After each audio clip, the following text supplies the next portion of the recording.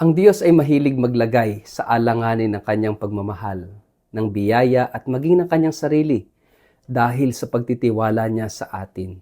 Subalit ganoon ang Diyos, nagtataya ng kanyang pagmamahal.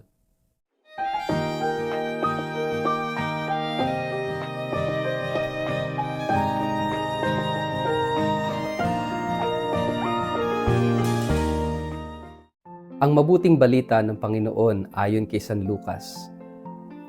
Habang ang mga tao ay nakikinig, nagpatuloy si Jesus sa pagsasalita at isinilaysay niya sa kanila ang isang talinghaga. Si Jesus ay malapit na noon sa Jerusalem at inakala ng mga tao na darating na agad ang kaharian ng Diyos.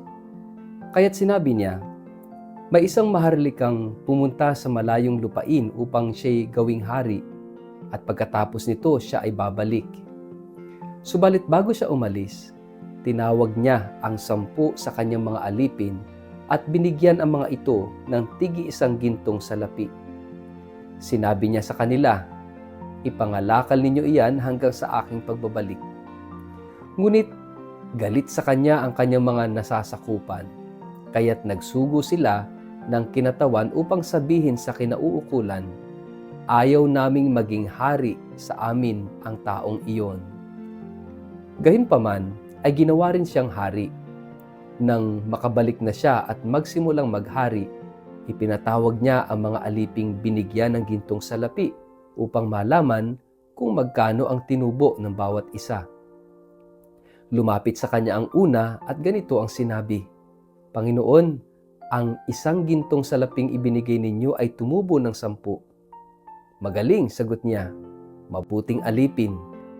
Dahil naging tapat ka sa kakaunting ipinagkatiwala sa iyo, pamamahalain kita sa 10 lungsod.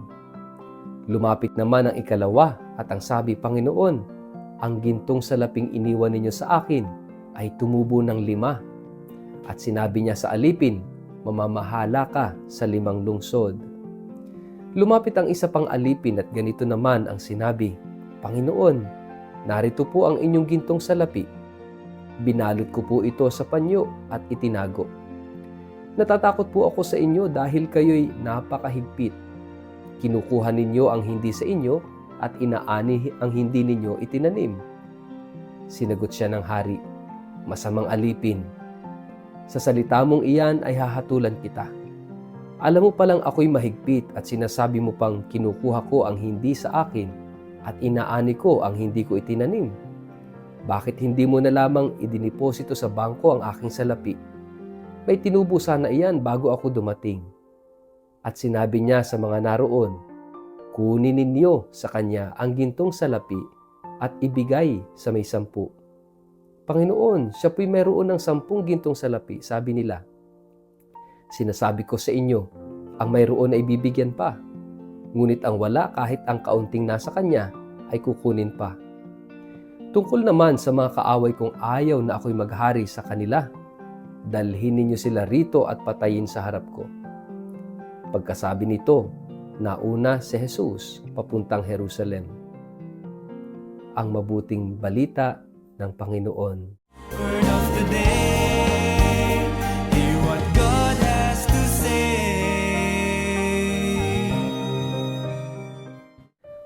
Mapagpalang araw po sa inyong lahat. Kumusta po kayo? Ang ating pong word of the day ay risking. Mga kapatid, alam niyo po, ang Diyos mahilig magtaya. Ang Diyos mahilig magparaya. Una, nang siya'y lumikha ng tao at binigyan niya ng kalayaan ng tao, hindi ba't ito isa ng pagtataya? Dahil itinataya niya ang kanyang pag-ibig sa atin. Siguro kung ikaw ay isang negosyante, mas maintindihan mo ang mga risks kapag ikaw ay tumataya sa hindi siguradong may babalik sa iyo. Sigurado kung ikaw ay negosyante, pag ikaw ay mag-i-invest ka sa siguradong ikay may kikitain. Hindi ka malulugi dahil sayang ang iyong investment. Lalo na kung ikaw naman ay hindi pa ganoon kalaki ang capital, siguradong kung ano yung meron ka at itataya mo sa isang negosyo, sisiguraduhin mo nakikita ka. Mga kapatid, ang Diyos ay matinding magtaya ng sarili. Hindi niya sigurado kung siya kikita sa atin, kung siya tutubo sa atin. At yan yung sinasabi rito sa ating gospel ngayong araw na ito. Sa pamamagitan ng talinghaga ay ipinakita ng ating Panginoong Hesus kung paanong ang Diyos ay nagtaya ng kanyang sarili sa atin. At sino ba ang pinakamatinding itinaya ng Diyos para sa atin?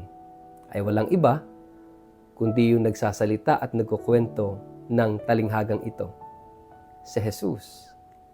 Si Jesus ang anak ng Diyos, ang nagmisyon, pumunta sa atin, nagkatawang tao, upang tubusin tayo.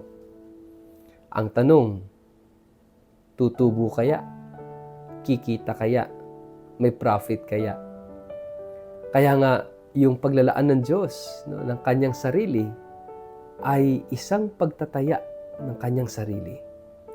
Kaya nga, dito sa ating gospel, ang ating Panginoong Hesus mismo, na siyang ibinigay ng Ama para sa atin, ay napakahalagang mensahe na ang Diyos ay generous.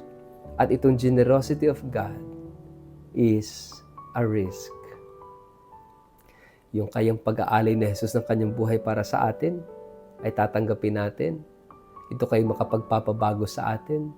Ito kaya ay makikita natin as God's immense love for us. Tayo, minahal tayo ng Diyos. Tumugon ba tayo sa pagmamahal niya? Maganda itong gospel natin sapagkat inihalin tulad ni Jesus yung kanyang pagmamahal, yung kaligtasan, sa kayamanan na ipinagkatiwala sa kanyang mga alipin. Siya'y umalis, ginawang hari, at nang bumalik ay pinagtuos yung kanyang mga alipin. Yung isang alipin na binigyan ng salaping ginto ay kumita ng 10. Kaya siya'y pinamahala ng 10 lungsod. Yung 5 na tinubo ay pinamahala naman sa 5 lungsod. Pero yung isa ay ibinalot sa panyo at itinago yung bariyang ginto. At hindi lang yun. Bakit niya ginawa yun? Medyo hindi pa maganda ang sinabi, ang kanyang rason. At sabi niya, alam ko pong ikaw ay malupit dahil kumikita ka sa hindi mo naman pinagpaguran at umaani ka sa hindi mo tinanim. Kaya ibinaon na lang daw niya, tinago na lang niya sa panyo. At narinig natin yung naging tugon, yung galit nitong hari na ito. Kaya kinuha sa kanya kung ano yung meron siya at ibinigay sa may 10. At lahat ng hindi tumanggap sa kanya bilang hari ay pinapatay sa harapan niya. Ano po ba yung nais sabihin ni Jesus sa kwentong ito? Na napaka-generous ng Diyos, na sa kabila ng ating pagiging hindi karapat-dapat, pinagkatiwalaan tayo ng Diyos. At ano ba yung mga ipinagkatiwala ng Diyos sa atin? Una, yung buhay, yung lakas, yung mga kakayanan natin, yung mga talento natin, yung pamilya natin. At hindi lang po natatapos doon. Ipinagkatiwala din sa atin ng Ama ang kanyang anak na si Jesus. Yung pananampalataya natin sa Kanya, yung pag-asa natin sa Kanya. Ano ba ang ginagawa natin? Atin ba itong iniingatan, tinatanggap, pinalalago, pinagyayaman, pinauunlad sa atin? Kaya napakahalaga ng daladalang mensahe ng ating Panginoon ngayon na tayo sana, kung ang Diyos ay nag-take risk para sa atin, tayo rin ay huwag matakot na mag-take risk para sa Diyos. Gawin natin kung ano yung nararapat. Paunlarin natin kung ano yung meron tayo. At itong lahat ay ialay natin sa Kanya. Paano ba natin paunlarin ang mga kaloob ng Diyos? Gamitin sa tama, sa mabuti. Ibahagi ito. At gamitin ang lahat ayon sa kalooban ng Diyos. Gamitin ang lahat para sa ikauunlad ng lahat, hindi lang ng sarili. Ang tawag dito ay pagiging mabuting katiwala ng Diyos. Kaya magandang tanungin po natin ang ating mga sarili. Ako ba'y mabuting katiwala ng Diyos? Mabuting katiwala ba ako ng aking buhay na ibinigay ng Diyos at ipinagkatiwala? Ako ba'y naging mabuting katiwala ng aking pamilya, ng aking mga kaibigan, ng mga karelasyon, o kaya'y naging mabuting katiwala ng mga talino, talento, makakayanan na galing sa Diyos? Ang problema, kapag sinabi nating ito'y akin, no, at ito'y hindi sa Diyos, ang problema kapag tayo hindi naging mapagpasalamat sa Diyos at makita natin ang Diyos na malupit, na umaani, na hindi siya ang nagtanim, kumikita, na hindi siya ang nagpagod. Sabihin natin na tayo ang nagpagod, tayo ang nagsumikap, bakit i-offer sa Diyos, bakit ibibigay sa mahihirap? Ito'y atin, ito'y akin, pinagpaguran ko ito, pinagsikapan ko ito. Ganyan yung dahilan ng marami. Pero kung ating pagninilayang mabuti, sino ang nagbigay ng talino sa iyo para paunlarin yan? Sino ang nagbigay ng lakas?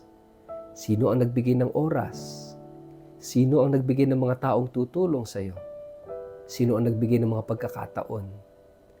Sino ang nagkaloob sa iyo ng talino, galing at kakayanan? Sino ang nagbigay sa iyo ng buhay? Sino? Hindi ba't ang Diyos?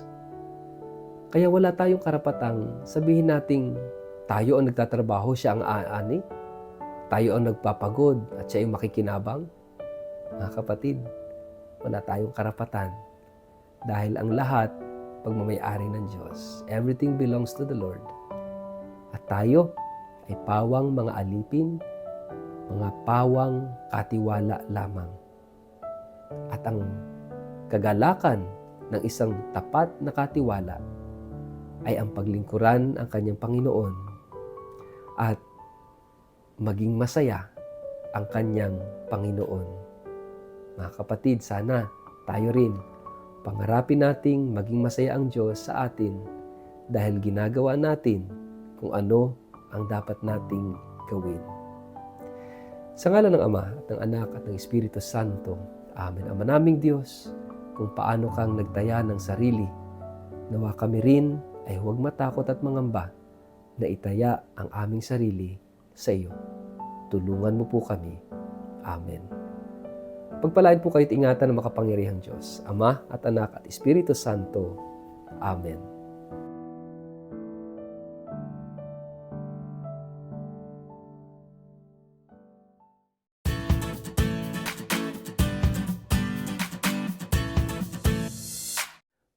Mag-like, follow at subscribe sa Word of the Day para sa inyong pang-araw-araw na inspirasyon. Inaanyayahan ko po kayong i-like ang aking Facebook page at mag-subscribe sa aking YouTube channel na Word of the Day.